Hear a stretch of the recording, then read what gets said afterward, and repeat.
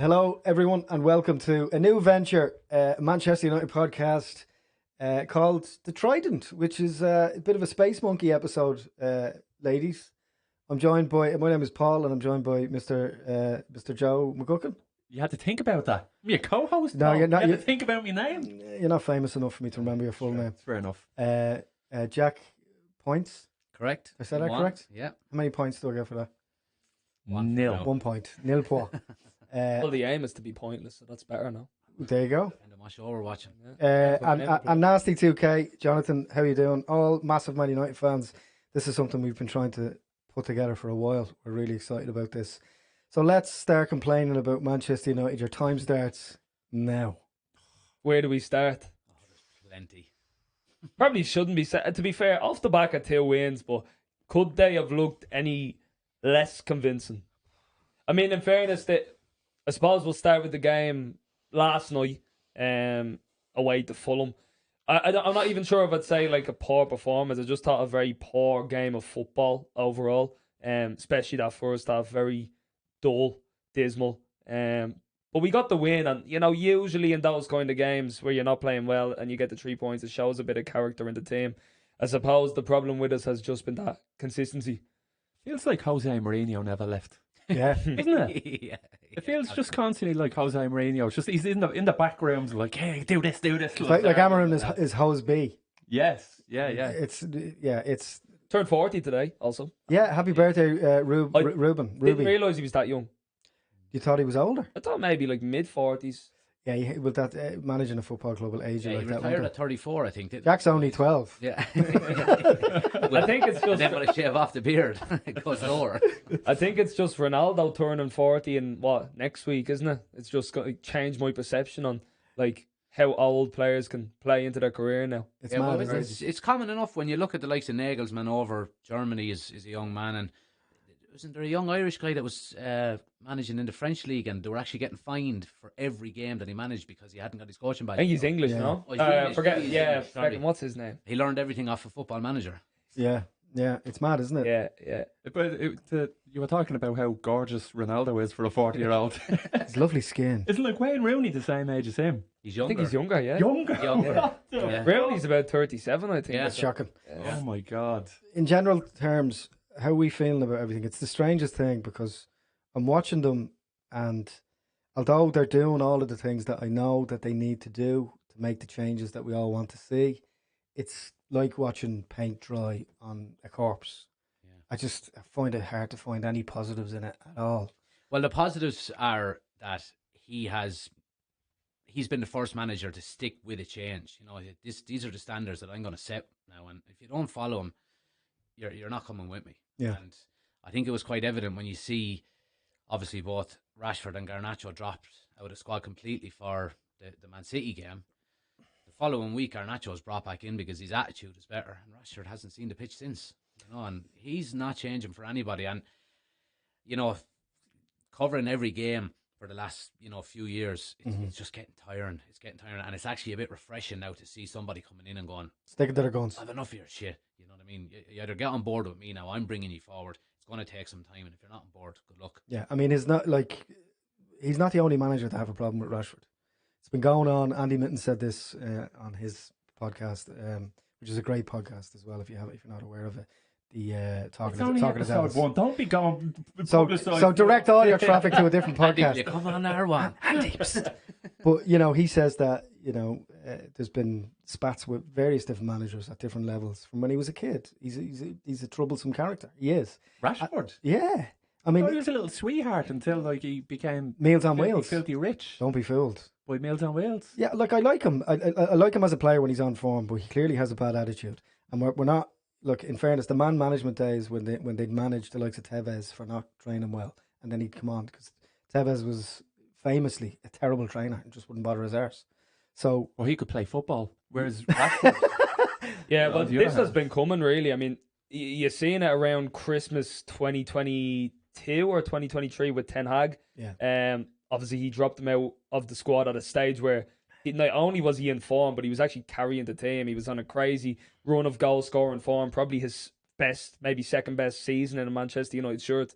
Mm-hmm. Now the problem is it's the same case scenario, but he's not even warranting anything on the pitch to put him in the squad. So it's just an easy decision to leave him out. So what is it? Like what? Well, What is it with him now? I think the big mistake was, if you remember a few seasons ago before he got his new deal, Yeah. I think he scored 11 goals the season before, and he was out with a back injury. That was the time to give him a new deal, because you would have got him on 250 a week max. But what happens? United drag their heels. They let him go into the last year of his contract. He scores 30 goals, and all of a sudden you've got to give him 350 grand a week. And I think, I don't care how big of a character you are, if you're getting that kind of money. Yeah. Taking the bed sheets off in the morning is not as easy. It's No. just not. Yeah, money spoils, doesn't it? Yeah. I mean, there's numerous cases of a lot of high-profile people, and they get a few bob just down in tills. Psychologically as well. But then there's also, the argument that he's just not well mentally. And how long do United put up with that? He's an asset. Like, we've mentioned this on another thing that we do. How long does the club carry him? Real Madrid wouldn't keep him. Barcelona wouldn't keep him. So what are we supposed to put up with? It's not about like or dislike. It's about he's spoiled. He's spoiled rotten. He's a spoiled child who came up through the academy and has known nothing but mollycoddling and just like being treated like a precious little piece of china.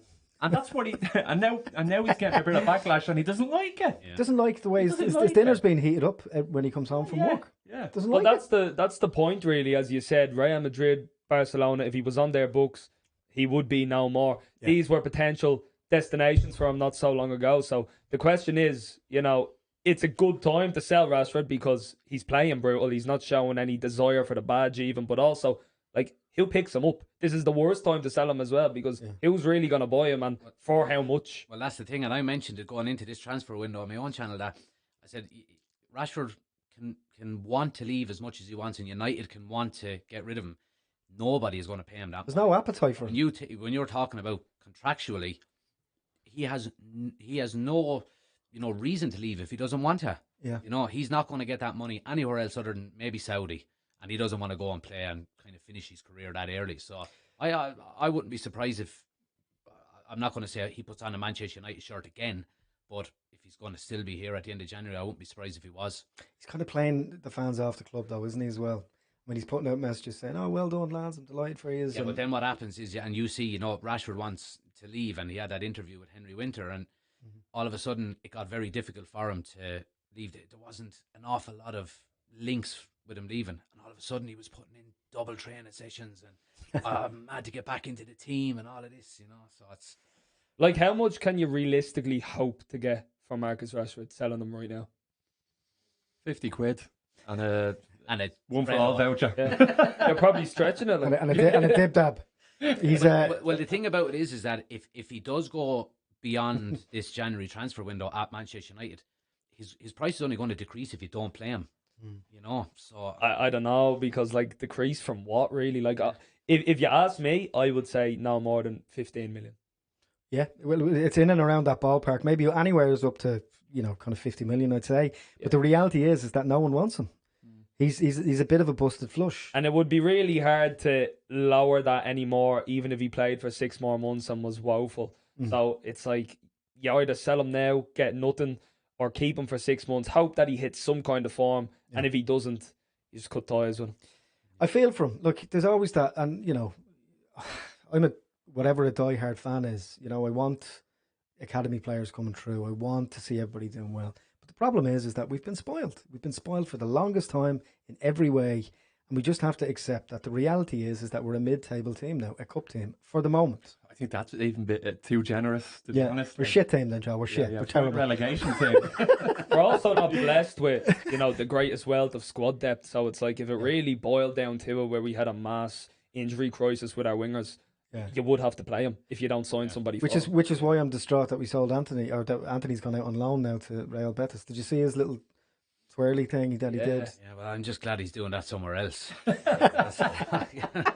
It's there's no option to buy in that loan, as far as I know. No, but the thing about it is, with no option to buy, it can nearly be a positive thing as well, because if you have an option to buy within the loan, you're setting that before he goes. Like Sancho. Yeah. So what happens is you're taking a chance now that he will go to Spain and he'll do half decent, and his price might rise from 16 million to 16 and a half. That's good million. business. You know what I mean? So it's kind of, when there's no option to buy, it's not always a negative, you know. Yeah, I'd completely agree with you. It's about, I think Sancho's wants 25 million. Yeah, Probably I think looking the higher like that. they finish in the league, I think the more they have to pay for him Really? as well, I Okay. think. Yeah. Yeah, because when he first went there, it was looking like that kind of was a bad move for us, but Yeah. he's kind of dipped off a little bit again, so maybe not the worst. But the thing about it is, you're talking about depth within the squad there. It's 20 years nearly now. Well, at least 10 to 15 years of mismanagement. Yeah. You know, when you look at how we've recruited, and Like stuff. business management. Yeah, but, from the top down. Everywhere. You know, when you're talking about some of the signings that we've made, you know, obviously post Sir Alex Ferguson, it doesn't make for good reading. And you know, when you're talking about, we're still paying off Sanchez's deal, you know, and how long ago was that? That was 2017. Hasn't played for us since 2019. Yeah, I mean, it's just crazy mismanagement. You know, Great video though, the piano and all. Yeah. that was the only good thing about the deal.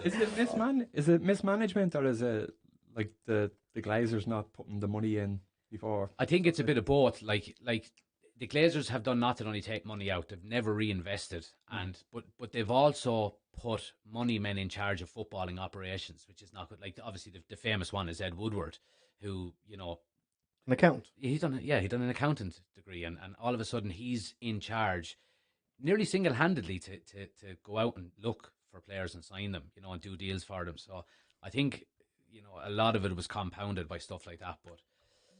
I mean, when you look at what Jim Ratcliffe has done, and Jim Ratcliffe has come in, and a lot of people are not happy with what he's done in terms of streamlining and cutting costs and whatever the case may be. But he's restructuring the business. He's That's the what richest. he's doing. He's the richest man in the UK for a reason. He knows how a business should run. So He got dogs abuse after the match. But I don't think a football team or a football club should be run like a business necessarily. Like even in the Irish League, if you look at Bows, I think it's really interesting. Who are they? That it's Don't be going there now. But it's interesting. Down the that Bows. That they're, yeah, I'm not a fan of Bows. I'm a Shells man myself, but like the fact that Whoa. the fact that it's sort of run by the fans, I think, is good. yeah, I like that. yeah, and Yeah, that's, it is, but I don't think it would ever work at that level of Man United or Premier League clubs. it's I done think in a it'd be lot of difficult. teams in the Bundesliga. You have the 50+1 50+1. off. Yeah, but yeah, true. Even with that, though, I mean, 100% fan Yeah. down, I don't think is feasible. Definitely the 51-49 can work. Yeah, Is there a team in the Premier League that does that? no, I No. don't think so. Not that I'm aware of. Well, I think the big one now in the Premier League is the 14 rule. So if you've got 14 teams agreeing on whatever the question is, then it's passed. And I think is there 13 American owners of Premier League teams now? So, you know, there's a lot of Isn't that lovely? Yeah, there's a lot of question. And you know, for all of our American listeners, future American listeners, Soccer. they do things differently, you know, and Yeah. you talk about no relegation, no promotion, these kind of things in the Super League and so on and so forth. So Was Manchester United the first team in the Premier League to be traded publicly on the stock market? I think so. Yeah, Yeah. it used to be Manchester United Football Club PLC. Yeah. Yeah, like So yeah, I think so. when that happened, that was crazy. And But we I didn't still mind 'cause think we're it winning. is, like, It's the same when the Glazers slipped in the back door. We were like, we don't mind, come on in. Well, that was Ferguson's fault. Yeah, the Rocket Gibraltar. Rock of Gibraltar falling out with Magnus or McManus. JP Yeah, and McManus, yeah, and they sold Magna. shares to the Glazers. And that was just a big vendetta, did you know. JP McManus have ownership of Manchester United? Yeah, him and there was one other Irishman that they had majority shareholders of United in late 90s, early 2000s. Mm-hmm. And then Ferguson had the Rock of Gibraltar with him, but he didn't have breeding rights on him. So they went to court against each other, and the two guys ended up selling their shares of Man United to the Glazers. Wow. For anyone that doesn't know, the Rock of Gibraltar is a horse. It's a horse. No. I was sitting there wondering what. We were like, isn't that a rock in Gibraltar somewhere? It is actually a real site as well. Is he related to Dwayne Johnson?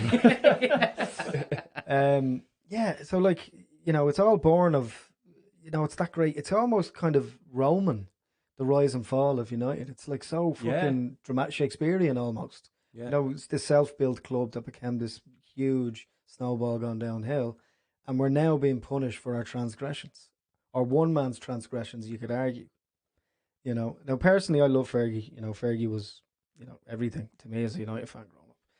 But you look at like even his wages or his stipend or whatever that is, that 2 million he was getting a year. I'm delighted that's gone.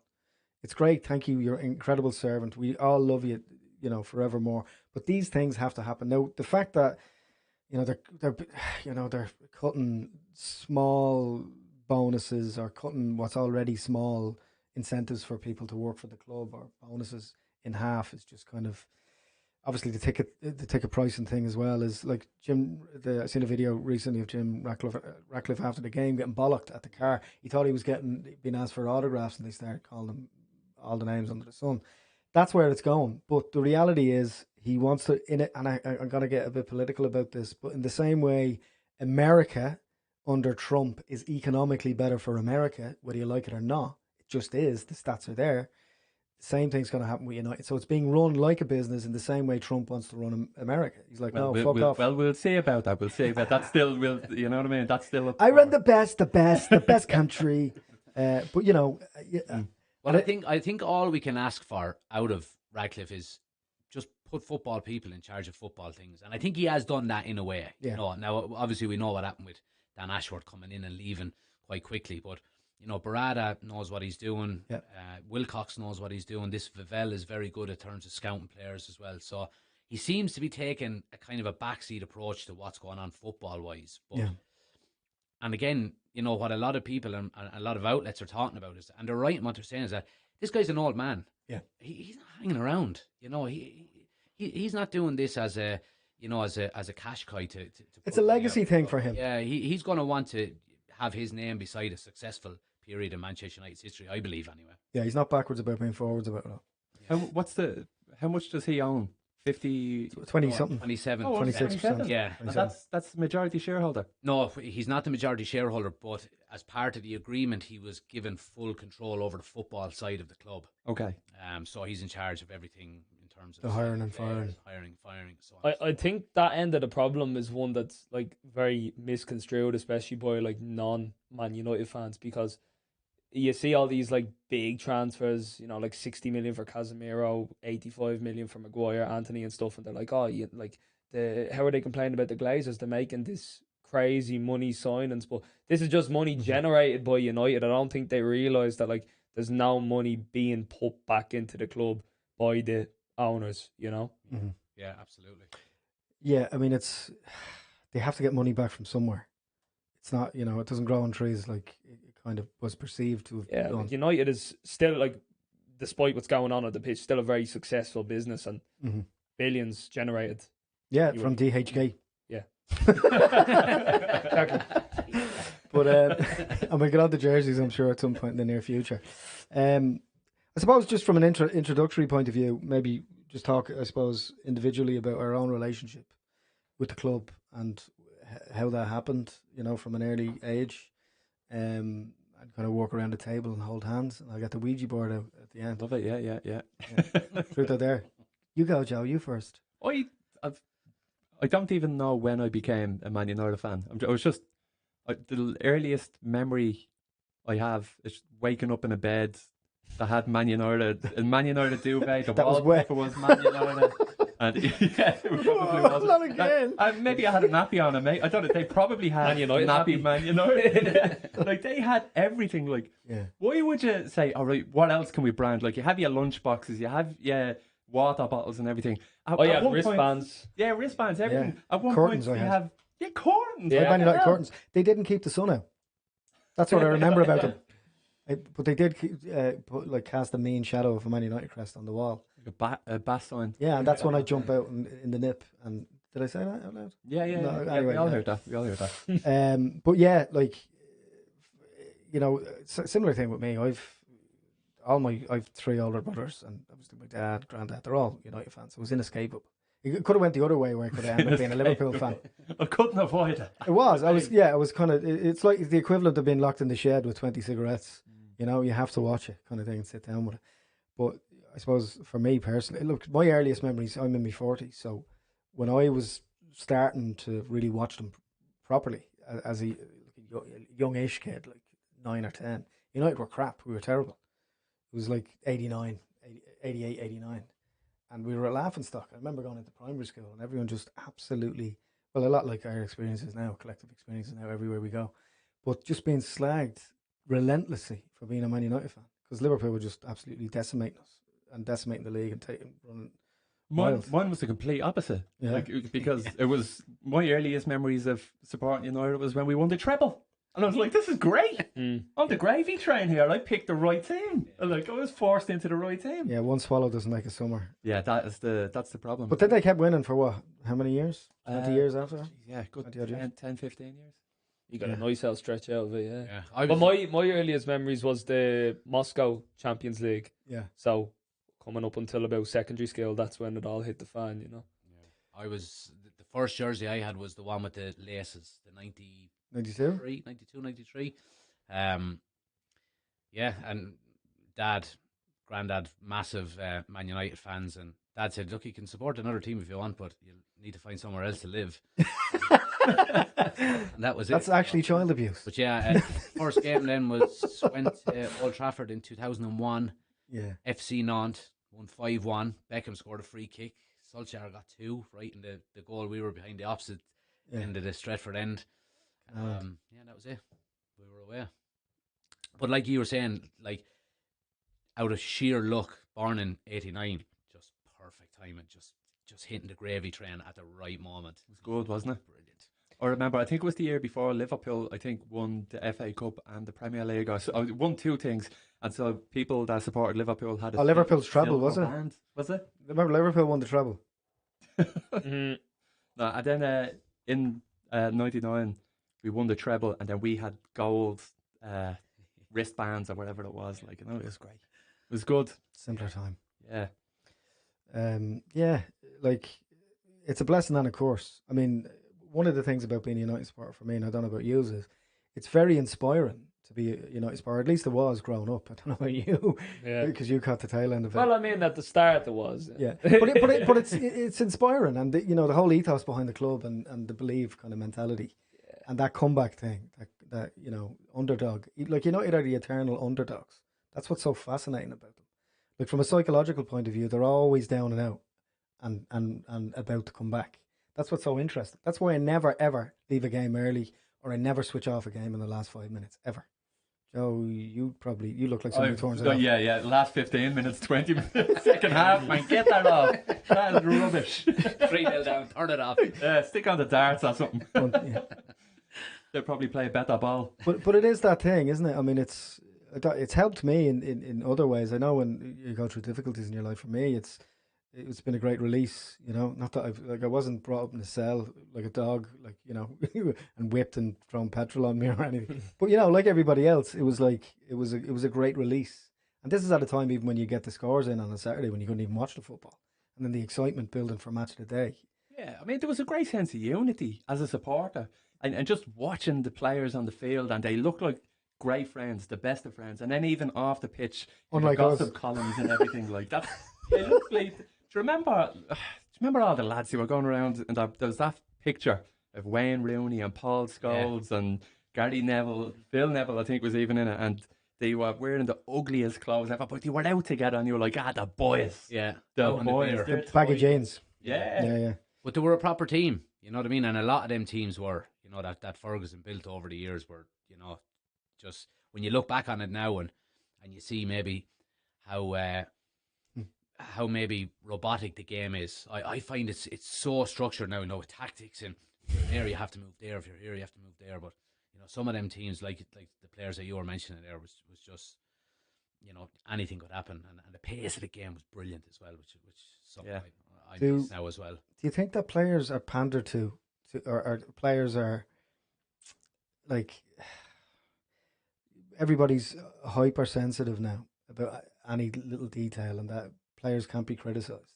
Roy Keane, as much as we all love him, can't get a career in management because he's perceived to be, I wouldn't say a bully, I think he's great crack. But are they too flaky? Is that the problem? Is that why we can't get performances out of players? Is that what it is? Probably. I think in Ferguson's time, there was carrot and stick. Some people wanted the carrot, and that would motivate them, and some people wanted the stick. But now it's that I do think that they are all very soft, but I don't think there's the connection there. I don't know if it's a language barrier or something, but I don't think there's much chemistry between the players that's in the team now. And I don't think Amorim is. I said this to you on a different podcast. Like, I don't think Bruno Fernandes is an inspiring captain. Like, he doesn't ooze charisma. He's not Arda Cantona. He's not like he's not. He's not Roy Keane. I'm a big fan of Bruno. Big fan of Bruno. I like when he plays, and I like when the pressure's off his shoulders when he's allowed to play. He's a moan bag. He's a little cry bag. He reminds me of Robbie Keane. Robbie Keane's fucking hands in the air all the time for 20 years. No. I think out of the current crop, he's the closest that you'd come to a leader. I think that's probably fair to say.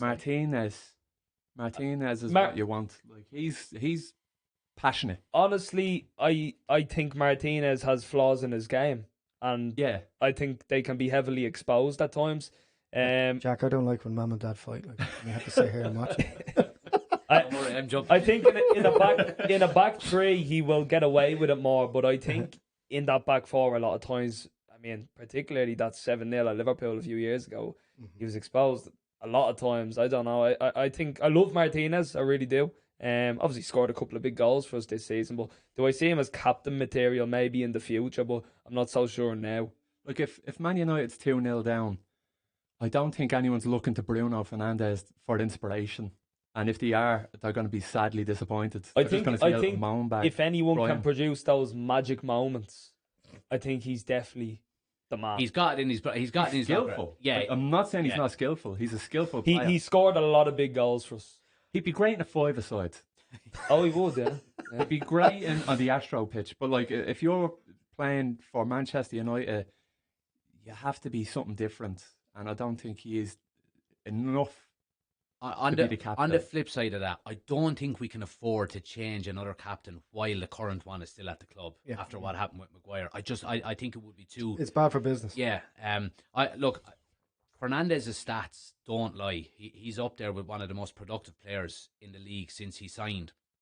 But on the flip side of that as well, I do agree he's probably not the best captain within the squad. I love Bruno Fernandes, but he's clearly our best player. Yeah, I do think like. I agree with the likes of Martinez, and you go to the likes of him or the likes of maybe Mamadou Ugarte, who's only new at the club and so on and so forth.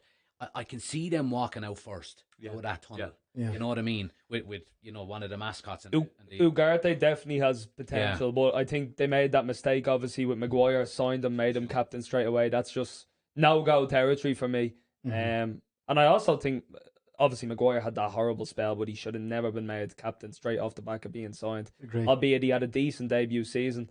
If you look at the record, us with him versus without him, but yeah, I'm not sure. There's nobody in the squad that I'm saying, yeah, that's the captain. But if you ask me who's the closest player who really should be, I don't think you look too much further than Bruno Fernandes. We like what we like. You like him for captain. This is the problem that I have with him is it's not even his inconsistency. It's that you're just not always sure which version of him is going to show up. And what I mean by that is also the leadership thing. It's like, you want to see him, but this is the thing, we're pining for captains that don't really exist anymore. They don't grab people in headlocks. They don't go in 2-foot challenges. Martinez does. Who? Tell you, give him the armband now.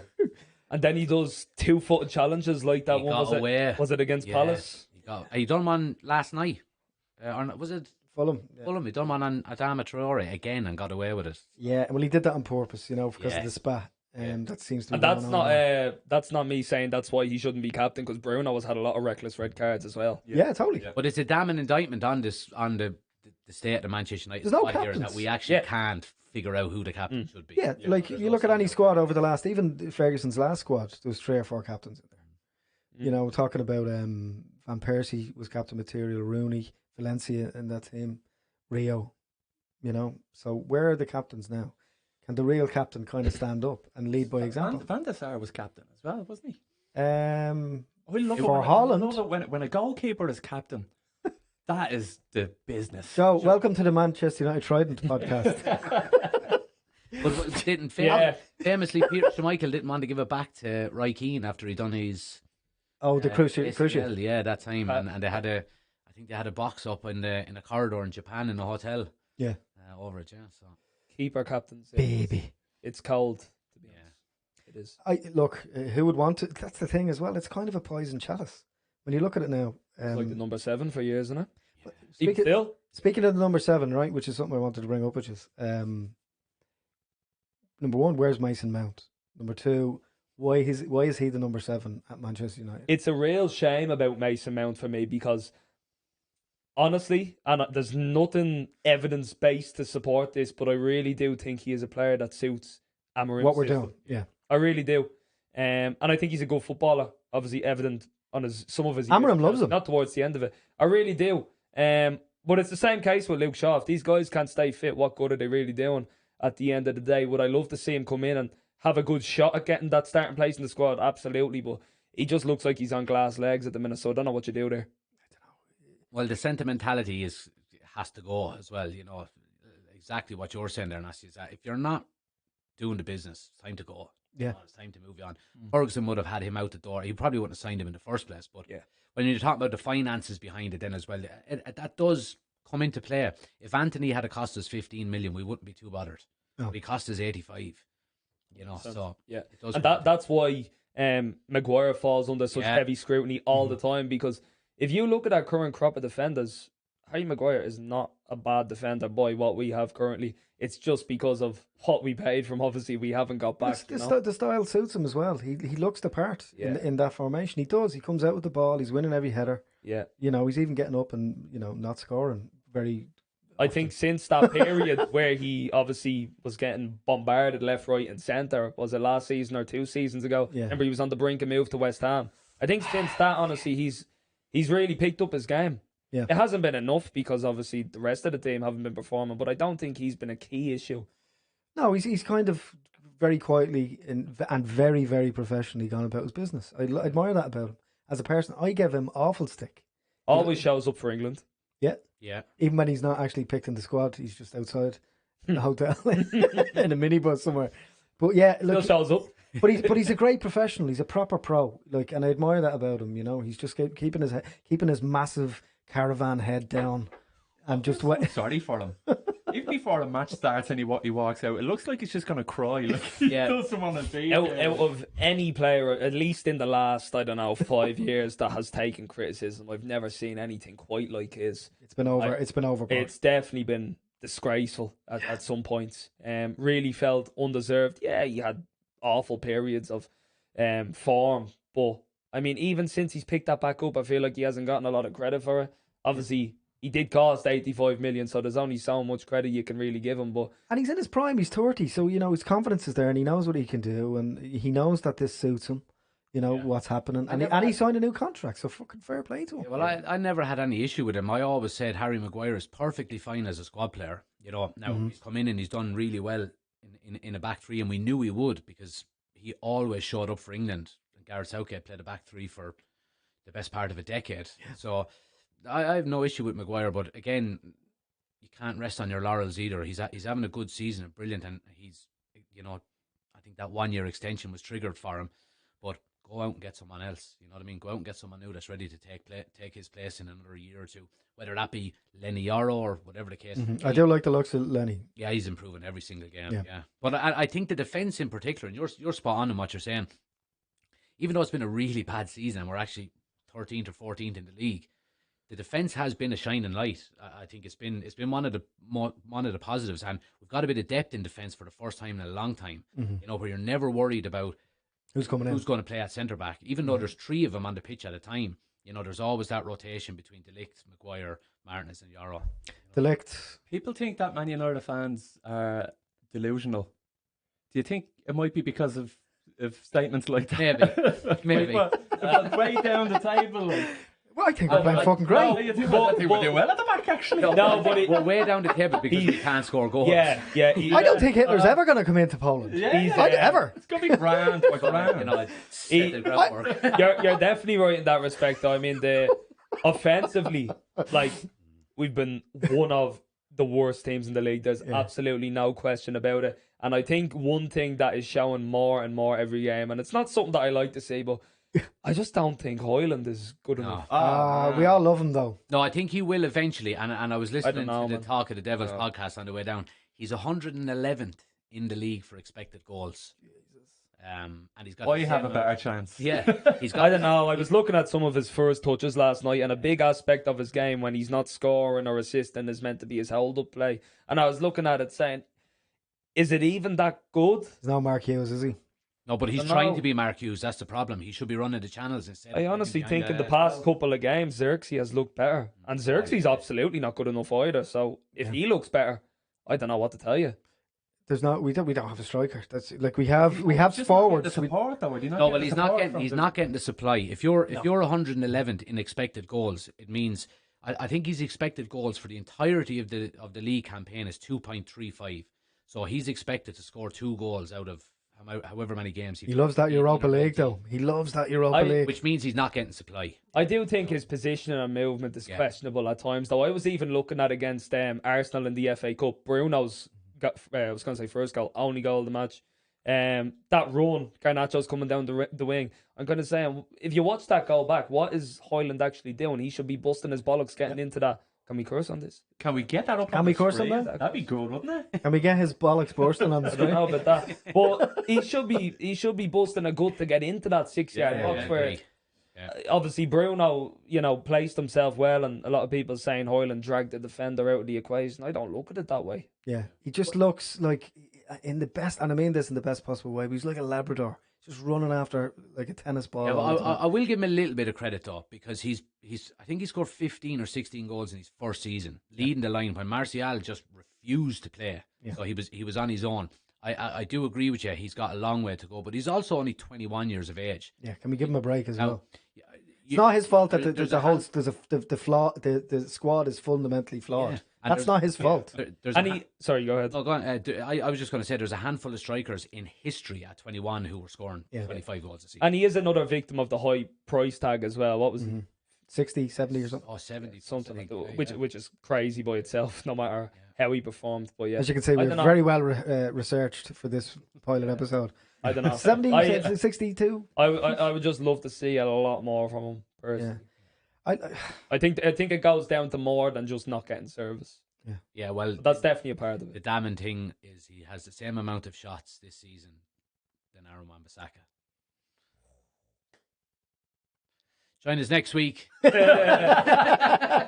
mean, on that topic, I was actually really disheartened at the time when Wan-Bissaka left, because I felt that was a player who was going to be wrongly pointed with blame. But obviously Mazraoui has been great. He's like a spider. Flawless, I would say. Yeah. Wan-Bissaka. I really liked Wan-Bissaka. He just couldn't cross the ball. That was the problem. The only thing you could say is Mazraoui is now playing off the left a lot of the time, whereas I would much prefer Wan-Bissaka than Dalot on the right. Yeah. So yeah. Probably would have rather keep him, still. Yeah.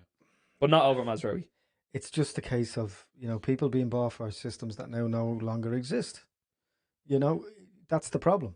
That's the problem with half of the squad. How do we feel about Garnacho in general? He hasn't cut the mustard this season, has he? Tough. He looks a bit lost. Tough. First of all, I don't think he's been awful this season. No, he scored 6 or 5, 8. 8. See, again, very well researched Manchester United podcast. Heavy criticism, and isn't he only 20? Yeah, just gone 20, really, isn't he? And there's a reason. Obviously, rumours about him leaving Atletico, mainly Chelsea, the dogs in the market for him.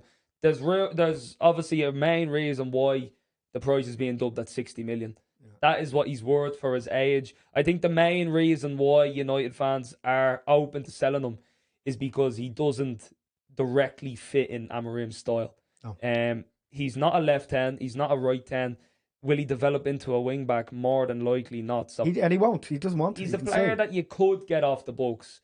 I don't know if I'd liked it. I actually like Garnacho quite a lot, so I'm not sure. It'd be a sad one, obviously, coming through the academy and stuff like that. He looks the part, though, at times. Yeah. I think he gets himself into some brilliant positions, and he frustrates me. He's such a frustrating player because he does that, and then loons it, or just like he doesn't finish it. He just can't get the pass or finish it. He's just very frustrating. Decision making needs to improve. Yes. Yeah. I find that very frustrating. What about is any of this born of his obsession with Ronaldo? I don't think so. I mean, that's anyone looking up to their idol. I agree with Nasti. I wouldn't like to see him go. And the majority of people that say comment, on any of my stuff, I get the same impression that a lot of the United fan base want to keep him. I mean, he's 20 years of age. He's got a very high ceiling when it comes to ability. And we've seen over the last maybe 3 or 4 weeks that he's actually willing to learn and adapt. He's trying to learn Amorim's he system. turned the other cheek, didn't he, with this? You So know, he could have easily done a Rashford on it and gone, all right, I'm not fitting into this system. You know, and I think Amorim seems to be changing his mind a little bit on him in the last few weeks as well. He's speaking about him with a little bit more praise. he started when I didn't expect him to start a couple of times. Yeah. So Yeah. I think it would be a big shame. Man United don't sell their academy graduates that have the same talent as him. We just never do it. And I can understand why, if you're talking about balancing the books with PSR and FFP, he will be pure profit because we didn't pay anything from him for him. So, like, that 60 million could go out and buy you maybe 2 or 3 other players. You know, Well, the logic is to trigger 170 or something, isn't it, back? Again, our stats are absolutely spot on here. But again, I think there's better ways to build money than sell someone like Garnacho. Like, put up the ticket prices. Well, maybe so. So what's the alternative? It's very easy to look at that 60 million, the way he's playing and the way we're playing currently, and say, Jesus, yeah, let's cash in on him. But he's 20 years of age with the right man management, with the right development. He can double that. You see this market inflating all the time. He can double it. Absolutely, he can. I think it would be such a waste, a bit of a cop-out move. I'd hate to see him go. Look, here's the thing. He's the poster boy of the designs for the new stadium. How can they entertain the idea? Like, it's outrageous to even entertain the idea that they're going to sell what is potentially the biggest marketing asset. You mean? Like, the designs of some of the designs that are the official designs have, like, Garnacho doing his Puskás overhead, like, as part of the designs of the stadium and stuff. Like, that's how, from a marketing point of view, how big a asset they view him as. This is how Chelsea fans really looked at Mount when he was leaving as well, isn't it? And he went for 60 million, ironically. So yeah, he's injury prone to fuck though. But you know, yeah, well, similarly, we don't know at 20 Garnacho could develop into that. I'd hate to see him go. I think that United fucked up not giving Garnacho the 7 because I think he would have took it and ran with it. Do you remember Ronaldo was skinny and then he just hit the gym? Well, that could happen to Garnacho. He took off his jersey when he scored a goal against Fulham or something. Like, where did that come out of? Could happen as well. I wasn't turned on at all by that. 20, so. What age did Ronaldo get the 6-pack at? It was about 21, 22. Oh, give him a year or two. So. Yeah. Hold on. Hang on to him until he grace him. Not selling him until he gets a 6-pack. That's when we see the real Garnacho. Yes. I do like him. I think he'd be a terrible. I think it sends. I think what it does is that it'll disappoint a lot of kids. I don't think they realise, as bad as the ticket price hike thing, which they've reneged on now, but I think what it'll do is like there's so many kids that are supporting Man United because of the Ronaldo Garnacho connection when Ronaldo came back, and they're gonna upset a lot of children by letting him go. But he is the marketing tool. Like, whatever about his football, kids are getting Garnacho on the back of their jerseys. Yeah. Like that, you know. And Bruno was a much shorter name, so. Van Bronckhorst. Remember, he used to go down at it. Pierre Van Hooijdonk. Jersey, or Van Hooijdonk. What was your man who played for Hoffenheim? The longest name? Van something else.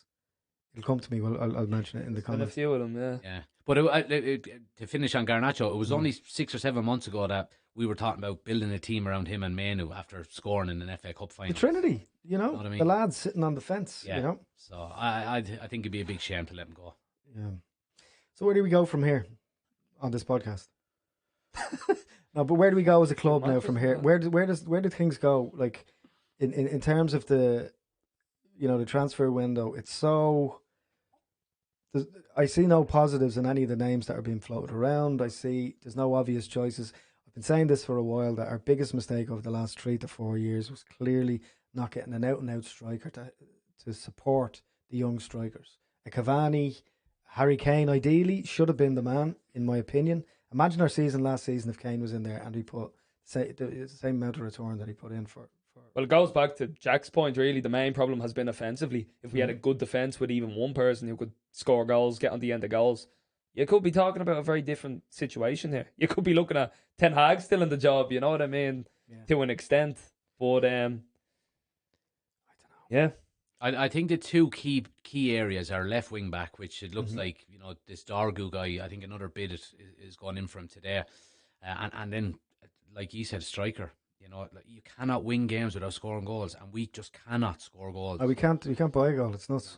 And and United harp on too much about the past and all, but Go on, we love nostalgia. but there was always Alex Ferguson. And we've had good strikers like since Ferguson. But They've you just all tell been. me now. So 2 seasons ago, 3 seasons ago, our forward line was Mason Greenwood, Ronaldo, and Jadon Sancho. Or you could knock out Greenwood and put in Rashford. Yeah, that's a better forward line than we have now. Yeah, you know, and that's the frustrating thing. And we're 3. But we had a Rashford that was better. Yeah, exactly. You know, so it's. I think it's going to be a slow build. It's going to be, you know, we're going to have a lot of patience with this because, you know, FFP and all of this kind of stuff is not going away. And you like, look at Newcastle. They've got the richest owners in the world. They can't spend a sixpence because they don't generate enough money, and that's the big concern. So I think it's going to be, and it's only right, and we're being punished for those, you know, by those same rules for the same reasons. In a way, I disagree with FFP and all of that, because the days of somebody coming into like Blackburn in '95, this steel conglomerate, and just pumping massive amounts of money in, and, you know, all of a sudden winning the league, you're kind of monopolising the top teams where nobody can really break into it. Yeah, you know. So, but yeah, I think it's going to be a slow build. So would the Saudi alternative have been any different? Qatar, sorry. Well, they couldn't.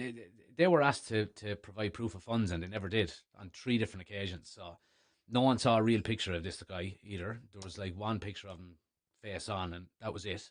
Like actual picture. Like actual picture, yes. Some people were saying he didn't even exist. So interesting. On an email chain. Mr. Francis Obugu from Nigeria.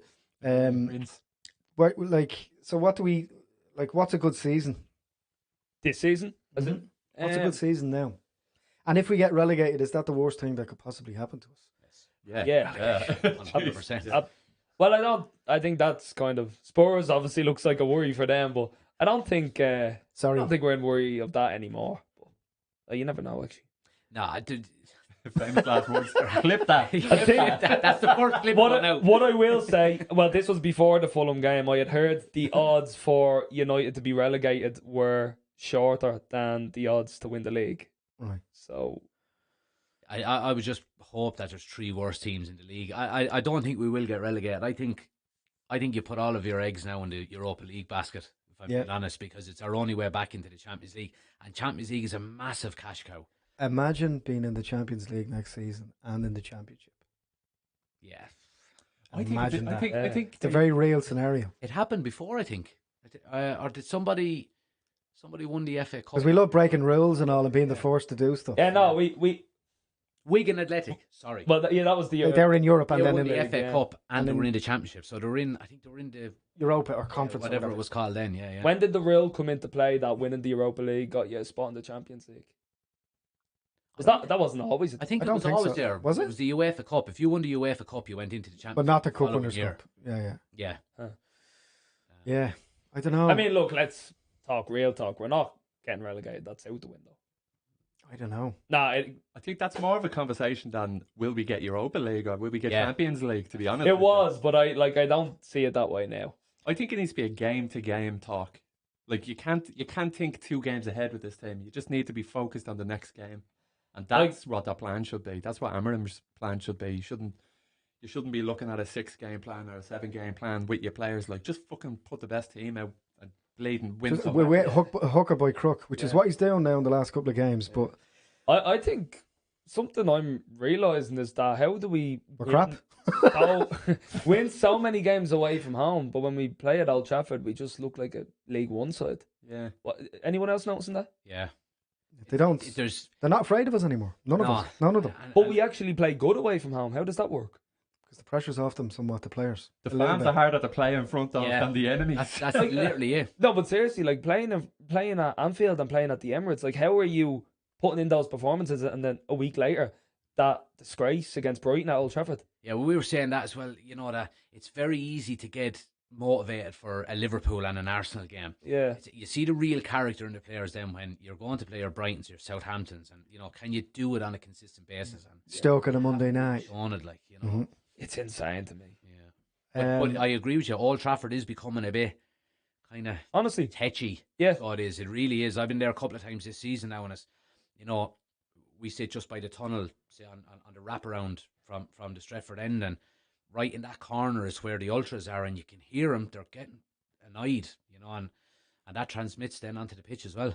Yeah. Oh, I'm watching away games and I'm kind of thinking, could we play away every week? We might be. Well, the away fans are always the best supporters. Anytime I see United away, it's electric. Yeah, you can hear it at the game, the last couple of games, at away games. They're electric. This isn't even a new thing. Remember, Solskjaer went the whole season unbeaten away from home.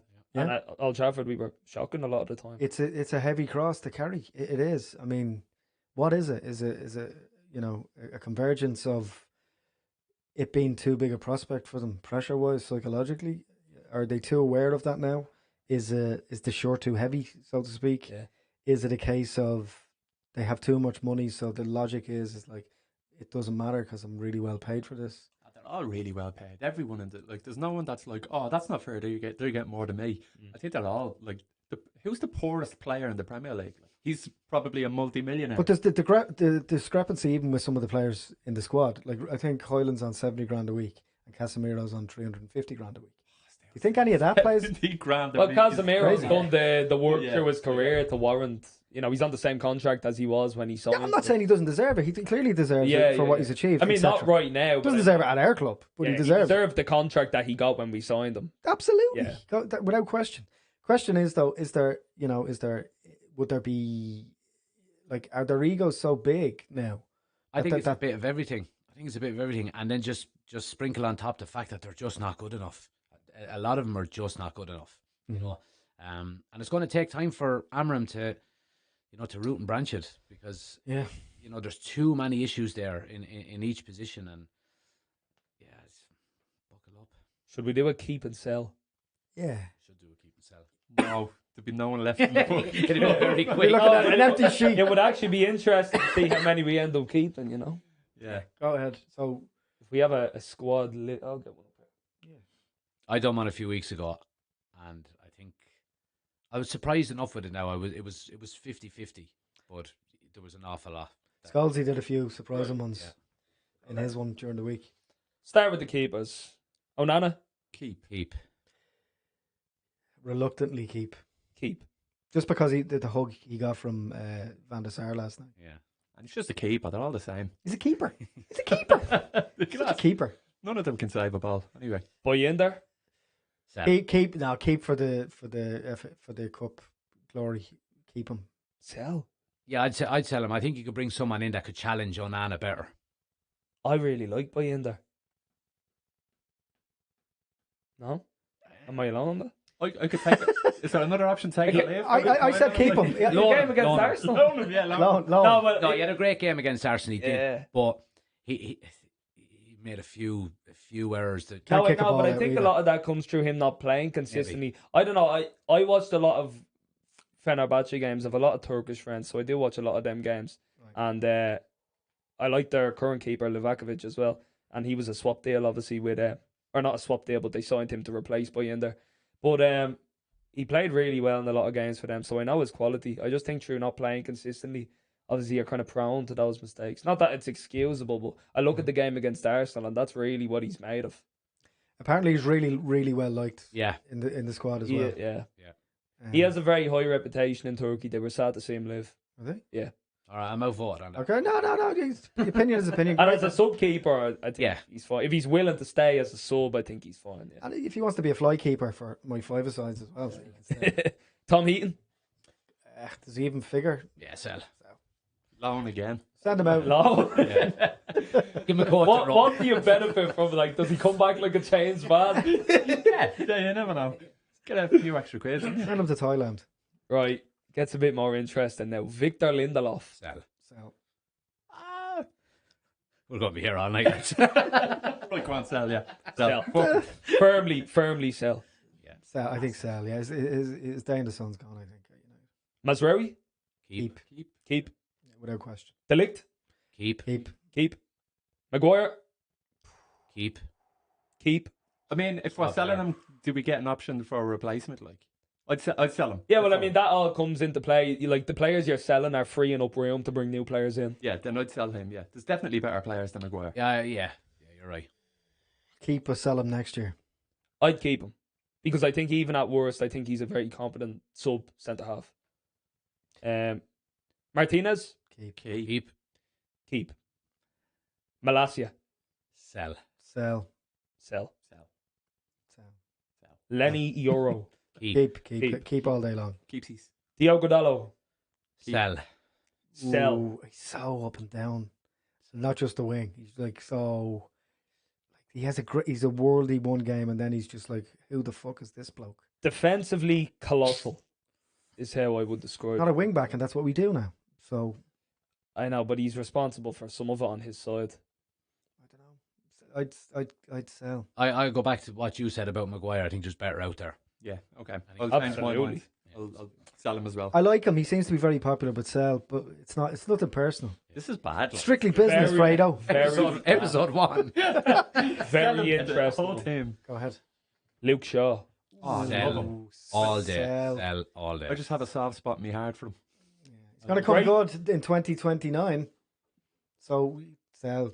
Great player. Honestly, I think fully fit Luke Shaw, best left full in the Premier League. He's the most handsome man at the club, clearly. So keep him for that And a reason. great Barnett as well. He has Fit- the grey hair. Fit Luke Shaw, I'll die on this hill. Fit Luke Shaw is one of the best fullbacks in the world. Yeah, I'd say keep him I because love my that. missus will only watch football when he's playing. So Yeah.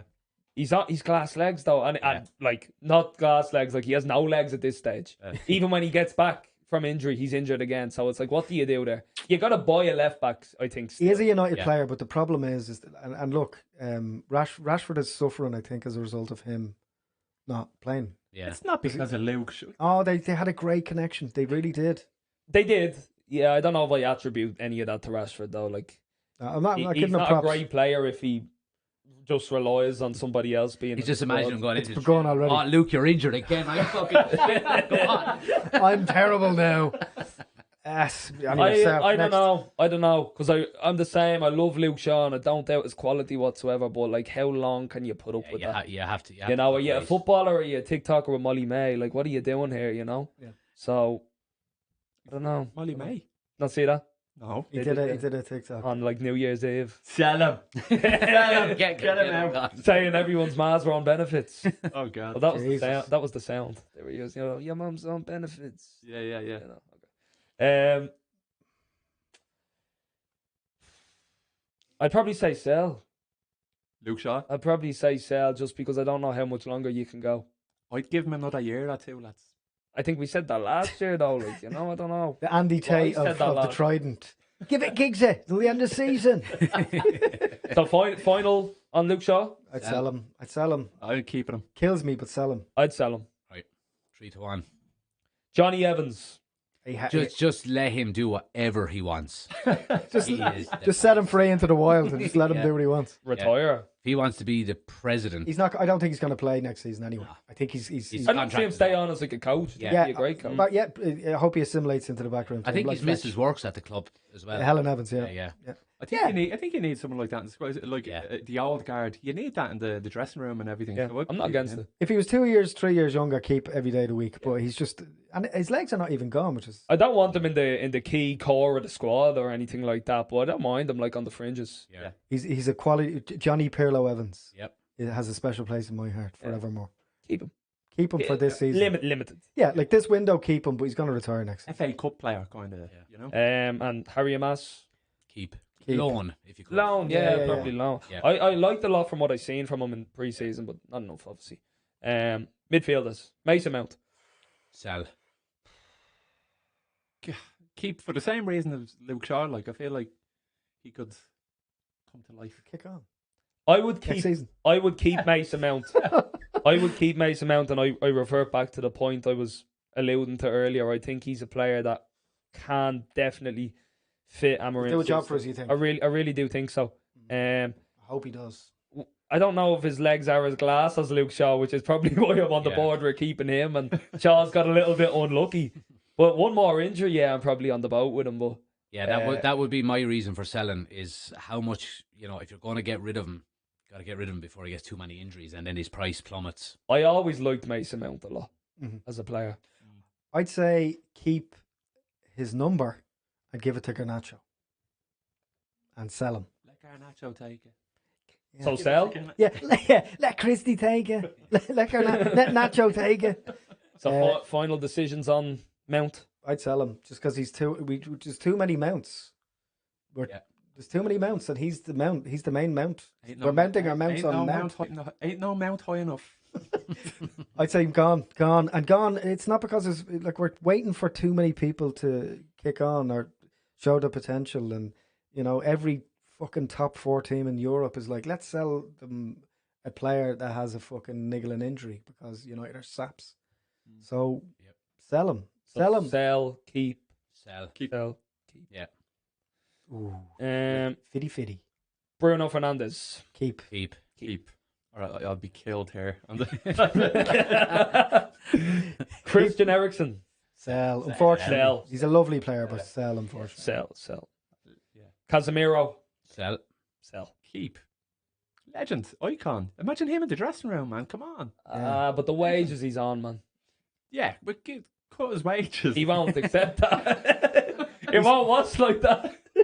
But then he has the option. Legend. Then Cut your he wages. Oh, man, you gotta say, you can't forget like some of the games, some of the stinkers he's put up this season. Yeah. His time has passed. It is.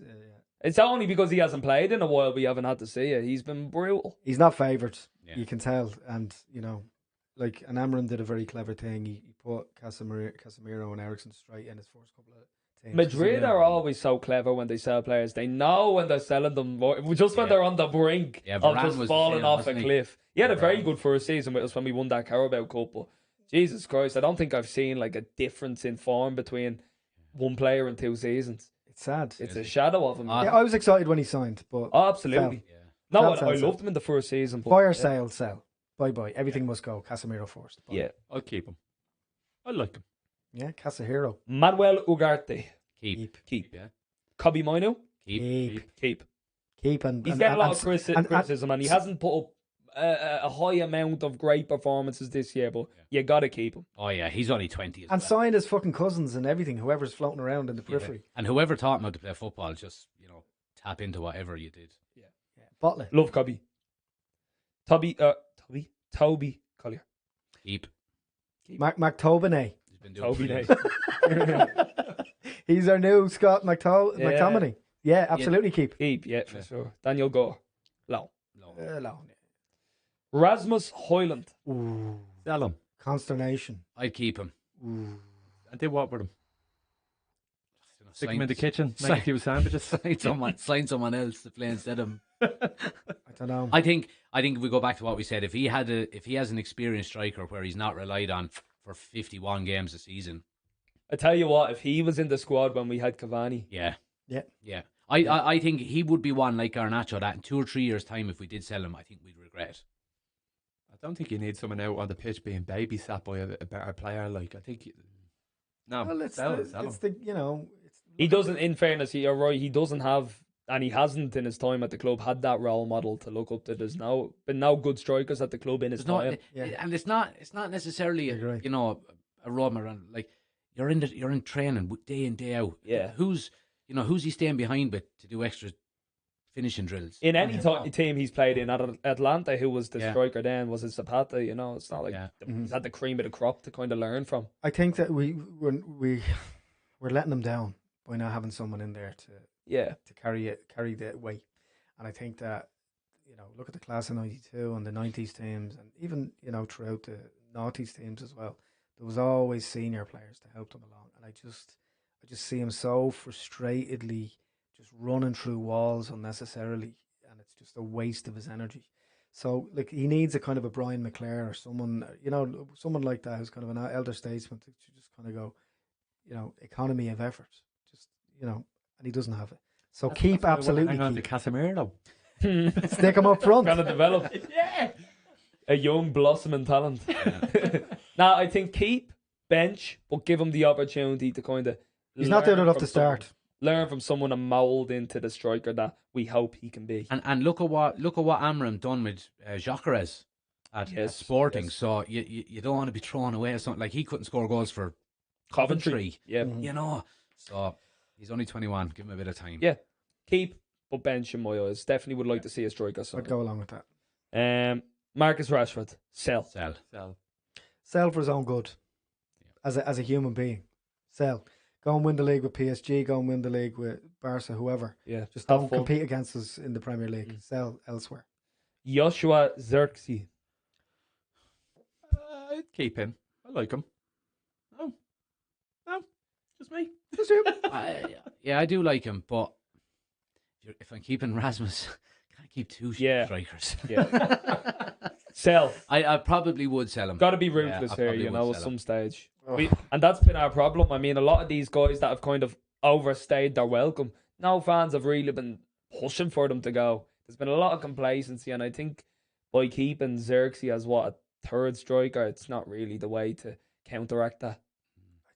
I think if you ask me, who do you think is going to score more goals in the next 5 years, Highland or Xerxes? I think it's Highland. The main thing for me is play that for us though. he's not a He's striker. going to play for us though. That's the thing. He's not a striker. He's absolutely Xerxes, not a no. striker. And I don't think it was helped that one of his teammates, I don't know who it was, the name escapes me, but said that, you know, he is a Ronaldinho type. Those things don't help, you know? And I wish he'd pull his fucking socks up. It annoys me looking at him. Literally, figuratively, and metaphorically. Since the Newcastle game where he was whipped off, he's slightly gotten better, but like not on the level that you need him, you know? No, I don't think he's a United player, but I hope I'm proved wrong. He didn't help himself either when he came in. He said, I'm not a 9, I'm not a 10, I'm a 9.5. And everyone is just going, what? Yeah, what's that? Yeah, what is that? I've never seen that before. So, yeah, I don't know if he's going Sell to for me, but only because I'd keep Highland over him. For me. Yeah, agree with that.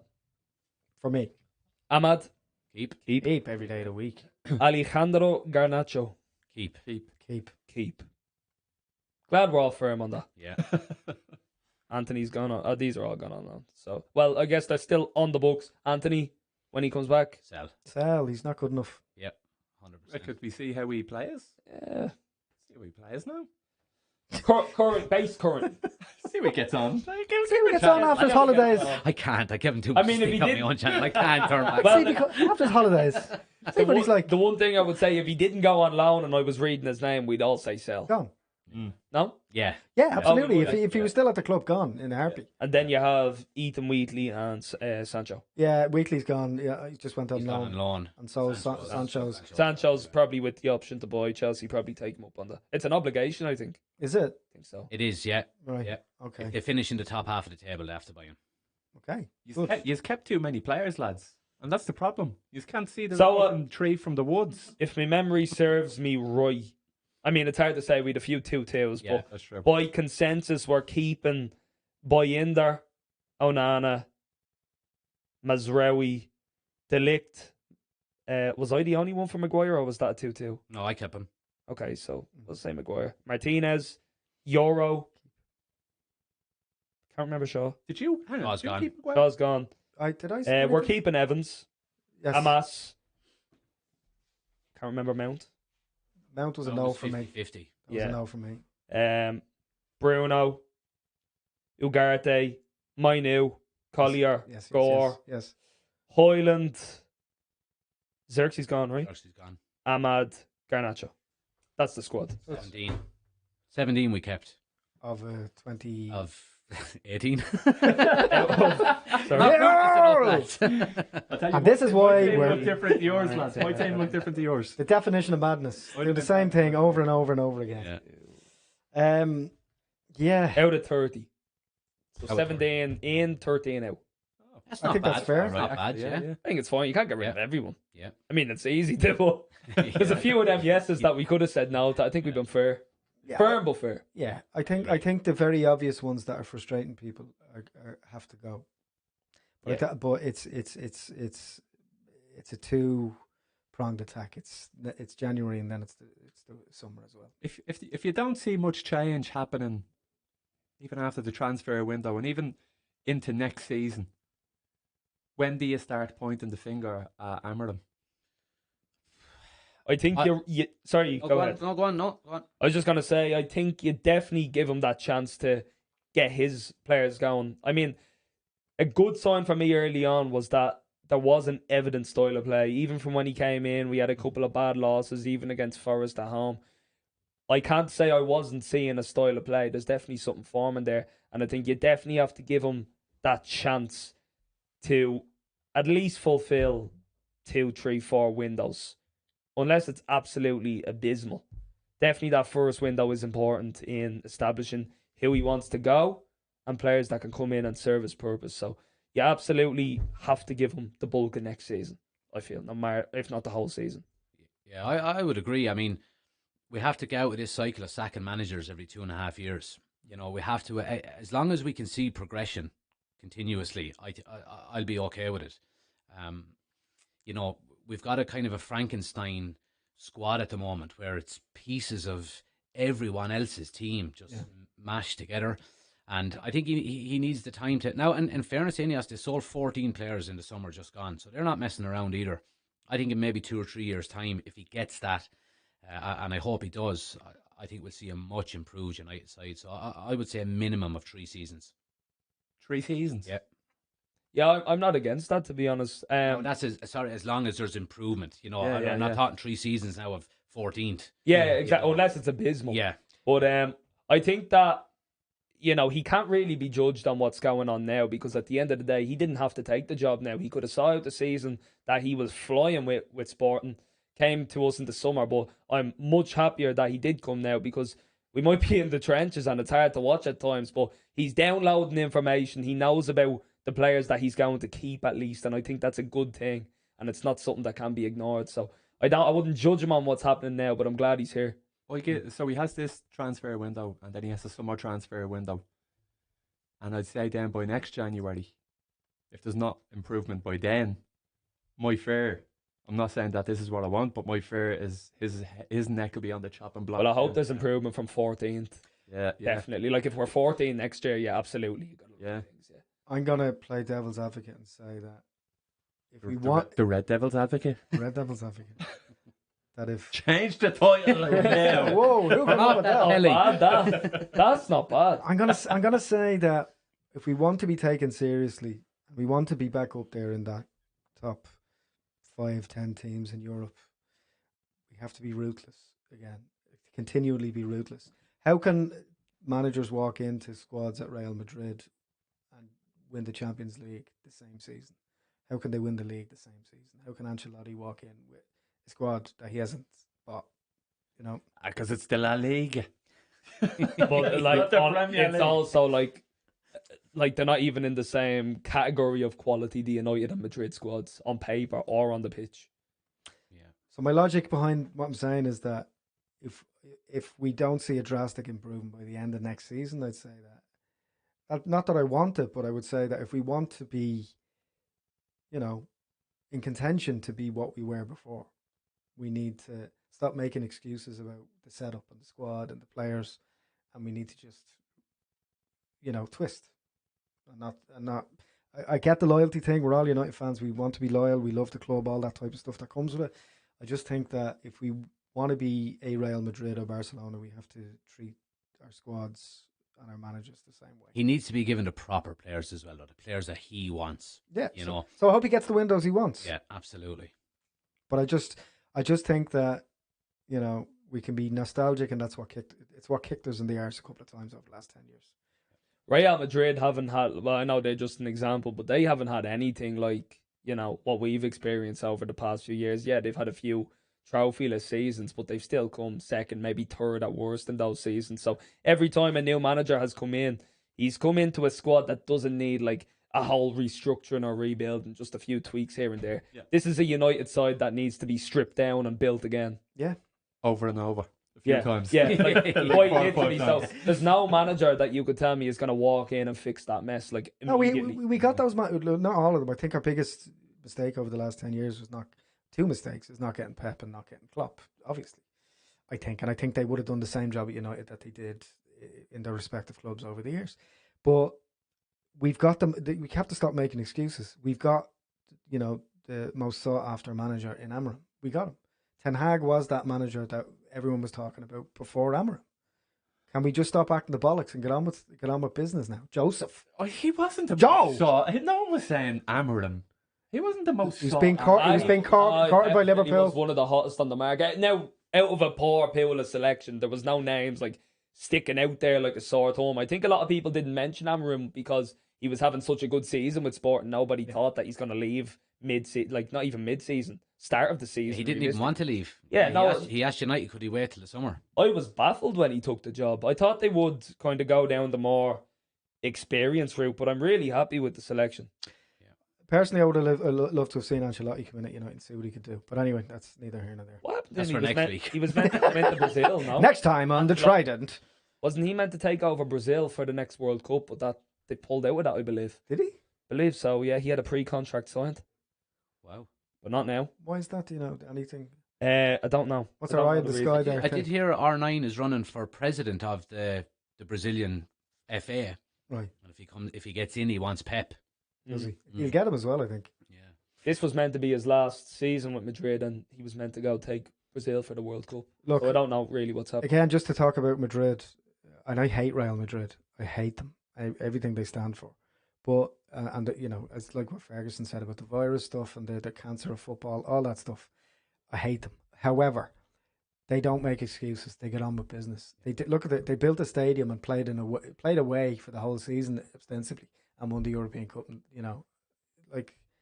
we need to be that or be gone. That's the reality of it. Stop making excuses. Episode 4236 of the Trident will still be talking about that.